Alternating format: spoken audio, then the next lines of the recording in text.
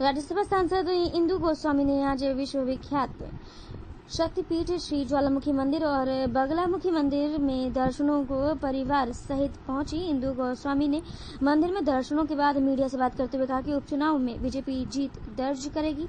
सांसद ने फतेहपुर विधानसभा उपचुनाव से पहले मचे घमासान पर भी बात की। उन्होंने कृपाल परमार के गो बैक के लगे पोस्टर पर कहा कि ऐसा काम बीजेपी के कार्यकर्ता नहीं कर सकता है, ये अवश्य ही विरोधियों की चाल है। फतेहपुर में एक बार फिर पोस्टर लगे, इनमें अब की बार चक्की पार लिखा है। इंदु गोस्वामी ने कहा कि कृपाल परमार बीजेपी के सुलझे हुए नेता है और वो प्रदेश बीजेपी के वर्तमान में उपाध्यक्ष हैं और वो पूर्व सांसद यानी कि राज्यसभा सांसद हैं। उन्होंने कहा कि प्रदेश बीजेपी ने उपचुनाव में अपनी ताकत लगा रही है। टिकट मांगना हर किसी कार्यकर्ता का अधिकार है और सबको आज़ादी है। उन्होंने कहा कि जब बीजेपी के टिकट आवंटन हो जाएंगे उसके बाद सबका काम पार्टी के द्वारा चुने गए प्रत्याशी के पक्ष में चुनाव प्रचार करना होगा।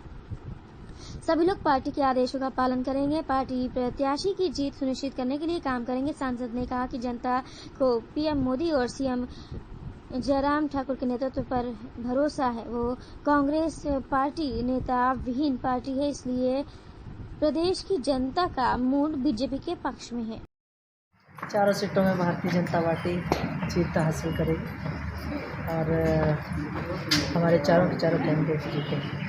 भारतीय जनता पार्टी का कोई भी कार्यकर्ता ऐसा काम नहीं कर सकता। मुझे निश्चित रूप से लगता है कि अपोजिशन का किया जा रहा है। भारतीय जनता पार्टी जिस भी प्रत्याशी को चुनावों में कैंडिडेट घोषित करे उसके लिए सभी एकजुट होकर कार्य करें और ये हमारे संगठन की एक कार्यशैली भी है और संगठन हमें यही सिखाता है। हाँ, ठीक है कि अभी बहुत सारे लोगों ने टिकट के लिए अप्लाई किया है, लेकिन जिस व्यक्ति को टिकट मिल जाता है सभी कार्यकर्ता उसके लिए काम करते हैं, पार्टी एकजुट होते हैं उसके लिए काम करते हैं।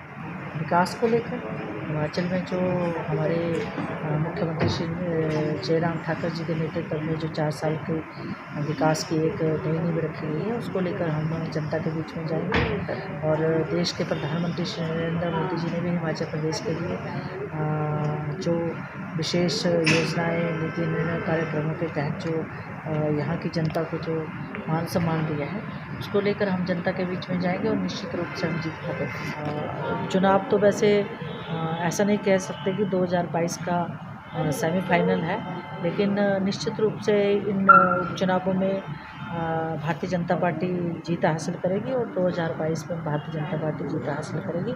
हाँ, उपचुनाव जो होते हैं वो जनता का मूड तय करते हैं।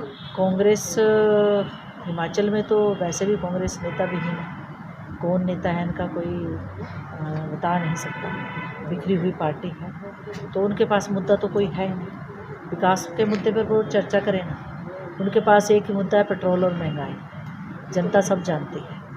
और जब भी किसी भी देश में या राष्ट्रीय स्तर पर या विश्व में जब भी कोई आपदा आई है तो निश्चित रूप से पेट्रोल के दाम भी बढ़े हैं, थोड़ी बहुत महंगाई भी बढ़ी है। कांग्रेस अपना इतिहास देख ले कि उन्होंने जब सत्ता हासिल की चाहे प्रदेश में और देश में तो महंगाई किस तरह से आसमान छूती थी और पेट्रोल के दाम क्या थे, वो आंकड़े देख लेंगे तो उनको निश्चित रूप से आभास हो जाएगा और उनको पता भी लग जाएगा। भारतीय जनता पार्टी जो है ये चुनाव विकास के मुद्दे पर लड़ेगी और प्रदेश की जनता जानती है, देश की जनता जानती है और प्रदेश की जनता भी जानती है कि विकास किसने किया, हिमाचल में किसने किया ये भी सिद्ध प्रदेश की जनता जानती है। और हिमाचल में निश्चित रूप से हम चारों की चारों सीटें जीतने वाले हैं भारतीय जनता पार्टी की सरकार के चारों के चारों।